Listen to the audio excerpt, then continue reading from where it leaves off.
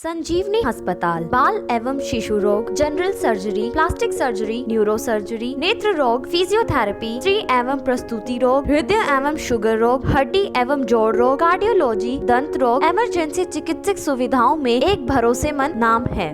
साथियों, आज ये प्रेस कॉन्फ्रेंस ਦੇ ਵਿੱਚ ਸਾਡੇ ਸੰਯੁਕਤ ਕਿਸਾਨ ਮੋਰਚਾ ਤੋਂ ਇਹ ਰਾਜਨੀਤਿਕ ਤੋਂ युवा किसान नेता मन्नू पहाड़ जी, ਸਾਡੇ आत्मराम ਝੋੜ जी राष्ट्रीय किसानी बचाओ संघर्ष समिति तो साढ़े गुरदास सिंह जी लकड़ावाली कोने ते बैठे ने, भारतीय किसान एकता कालांवाली तो ते प्रकाश ममेरा जी एलाहाबाद तो, मैं लखविंदर सिंह भारतीय किसान एकता अध्यक्ष। अज का जो विषय है प्रेस कॉन्फ्रेंस का, वो जो साड़ी जंतर मंतर ते 22 तरीक को 22 अगस्त को एक सफल प्रदर्शन होया साड़ी किसान नूं बचाउण वास्ते ते किसानी नूं बचाउण वास्ते, उस विषय ते होर मुद्दों वास्ते चर्चा होगी। सब तो पहलों मैं अपील करदा साडे युवा साथी संयुक्त किसान मोर्चा ए राजनीतिक दे मन्नू पहाड़ जी नूं भी वो अपनी गल रखन। सिरसा के तमाम पत्रकार साथियों को सबको हाथ जोड़ के नमस्कार है। आपका स्वागत है। अभी 22 तारीख को 22 अगस्त को जो जंतर मंतर पे हमारी पंचायत हुई, उसमें कई गंभीर मुद्दे थे और उन्हीं मुद्दों के आधार पे वो पंचायत करी गई। सबसे पहला और सबसे ज़रूरी मुद्दा था लखीमपुर के किसानों को न्याय दिलाने का। कहने के लिए तो हमारा देश दुनिया का सबसे बड़ा लोकतंत्र है, लेकिन आज हमारे देश में स्थिति ये है कि 120 बी का दोषी, षड्यंत्र रचने का दोषी देश का गृह राज्य मंत्री है। आप सब तमाम सीनियर पत्रकार साथी हैं। गृह राज्य मंत्री की जिम्मेदारी होती है देश के लोगों की सुरक्षा करना, आंतरिक मुद्दों की सुरक्षा करना, लेकिन लगातार सिलसिलेवार ढंग से देश के गृह राज्य मंत्री अजय मिश्रा टैनी बहुत अभद्र भाषा का इस्तेमाल कर रहे हैं किसानों के खिलाफ। कभी वो किसानों को कुत्ता बोलते हैं, कभी वो किसानों को 2 कौड़ी का बोलते हैं, कभी वो ये कहते हैं कि किसानों को 2 मिनट में उनकी औकात बता देंगे। तो ये हमारे देश पे एक तरीके का कलंक है कि एक तरीके से बदमाश प्रवृत्ति का व्यक्ति गृह राज्य मंत्री जैसी जिम्मेदाराना पोस्ट पे बैठा हुआ है। तो आप देखिए 3 अक्टूबर 2021 को हमारे निर्दोष और निहत्थे किसानों के ऊपर गृह राज्य मंत्री के बेटे ने गाड़ी चढ़ा दी। हमारे 4 किसान भाई और एक पत्रकार साथी उसमें शहीद हो गए, और उल्टा हमारे ही 4 किसान भाइयों को पिछले 10 महीने से जेल में रखा हुआ है। जबकि कई अखबारों ने ये स्टोरी कवर की कि किस तरीके से जो मंत्री का बेटा है उसको 5 स्टार सुविधाएं जेल के अंदर दी जा रही हैं। कूलर लगे हुए हैं, टीवी लगे हुए हैं, उसकी सेल में 4-4 बार घर से खाना आता है। तो एक तरीके से ये न्यायपालिका के ऊपर भी प्रश्न चिन्ह बहुत सारे खड़े होते हैं।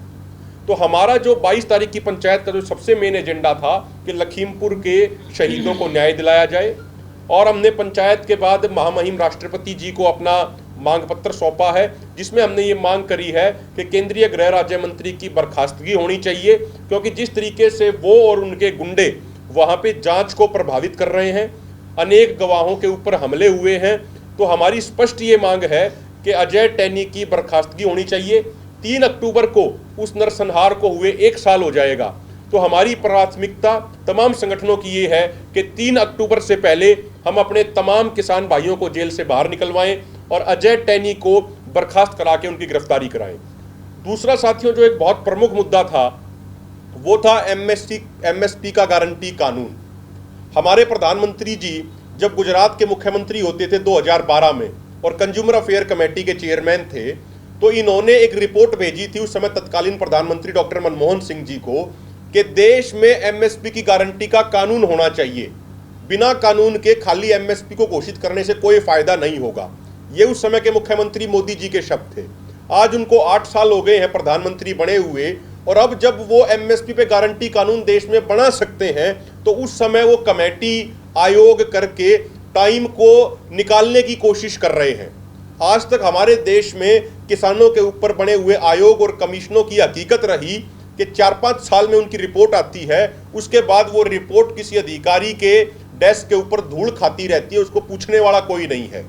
2007 में स्वामीनाथन आयोग की रिपोर्ट आई थी, 7 साल कांग्रेस का राज रहा, उसके बाद 8 साल बीजेपी का राज हो गए हैं, लेकिन किसी भी पॉलिटिकल पार्टी, किसी भी नेता ने गंभीरता नहीं दिखाई। स्वामीनाथन आयोग की रिपोर्ट को लागू करने के लिए। इसलिए हम बार बार ये कहते हैं कि ये कमेटी, आयोग, कमीशन से कुछ नहीं होगा, आप एमएसपी पे गारंटी कानून बनाइए। और सबसे हैरानी की बात तो ये है कि आंदोलन एमएसपी गारंटी कानून के लिए लड़ा गया एसकेएम के नेतृत्व में, लेकिन सरकार ने जो 29 मेंबरी कमेटी एमएसपी के लिए बनाई, जिसकी पहली मीटिंग 22 अगस्त को ही हुई। अब 22 अगस्त की उस मीटिंग की आगे की रिपोर्ट उठा के देखिए, उसमें कहीं कोई एमएसपी का जिक्र नहीं है। उसमें ड्रिप इरिगेशन को कैसे बढ़ावा देना है और चीजों को, क्रॉप डाइवर्सिफिकेशन कैसे करनी है, ये चीजें उसमें डिस्कस की गई, लेकिन एमएसपी के ऊपर कोई चर्चा नहीं हुई। जिन 5 तथाकथित किसान नेताओं को उस कमेटी में लिया गया, वो सारे बीजेपी और आरएसएस से जुड़े हुए हैं। आप किसी का भी नाम उठा के देख लीजिए, उनका तमाम का बीजेपी और आरएसएस से बहुत अच्छा संबंध पहले रहा है।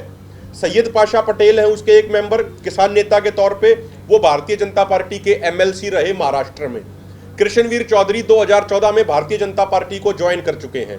हरियाणा से एक साथी हैं, उसमें एक किसान नेता तथा कथित गुणी प्रकाश, जो जिनका सबको मालूम है कि जब हमारा किसान आंदोलन चल रहा था तो वो हमारे किसान आंदोलन के खिलाफ आंदोलन करने की धमकी दे रहे थे, लेकिन किसानों ने जब उनको सिरे से नकार दिया तो वो बैकफुट पे चले गए। तो ऐसे तथाकथित सरकार के एजेंटों को किसान नेता के तौर पे उस कमेटी में लिया गया है, इसलिए उसका कोई अर्थ नहीं है उस कमेटी का। हम उस कमेटी को सिरे से नकारते हैं। अंतिम और जो एक बहुत महत्वपूर्ण पहलू था हमारी पंचायत का, वो था किसानों की कर्ज मुक्ति किया जाना। जब भी देश के किसानों का कर्जा माफ करने की बात आती है तो बड़े बड़े दरबारी और सरकारी अर्थशास्त्री कहते हैं कि देश को वित्तीय घाटा हो जाएगा। लेकिन हम ये पूछना चाहते हैं आप मीडिया के माध्यम से सरकार को कि अभी सरकार ने संसद के अंदर ये रिपोर्ट दी कि पिछले 8 सालों में कॉरपोरेट हाउसेज का 10,50,000 करोड़ रुपए का लोन राइट ऑफ कर दिया गया। अब किसान उतना भोला नहीं बचा कि वो राइट ऑफ को नहीं समझ पाएगा। राइट ऑफ का अर्थ ही होता है, राइट ऑफ शुरुआत होती है उस कर्जे को माफ करने की। जो बैंक का रिकॉर्ड होता है उससे मिटा देना उस कर्जे को, ये राइट ऑफ कहलाता है। जब वो वहीं से मिट गया तो उसका क्या हिसाब किताब रहेगा। तो 10,50,000 करोड़ रुपए जब कॉर्पोरेट घरानों का राइट ऑफ किया जाता है, जब तो इनकी नजर में कोई आर्थिक मंदी नहीं आती, लेकिन जब देश के किसानों का कर्जा माफ करने की बात आती है तो ये कहते हैं आर्थिक संकट आ जाएगा। हम आपको ये बता देना चाहते हैं कि यदि एग्रो बेस्ड इंडस्ट्रीज का कर्जा छोड़ दिया जाए तो देश के किसानों के ऊपर मात्र 12 लाख करोड़ का कर्ज है। और ओईसीडी संगठन की रिपोर्ट कहती है कि यदि पिछले 17 सालों में, चाहे कोई भी सरकार रही हो, पिछले 17 सालों में यदि किसानों को उचित एमएसपी मिलता जिसका वादा सरकारों ने किया, तो देश के किसानों को 45 लाख करोड़ रुपया ज्यादा मिलना चाहिए था, जो उनको नहीं दिया गया। यदि आप 12 लाख करोड़ का कर्जा भी काट देंगे तो भी 33 लाख करोड़ रुपया सरकारों की तरफ बकाया बनता है, जो किसानों को मिलना चाहिए था।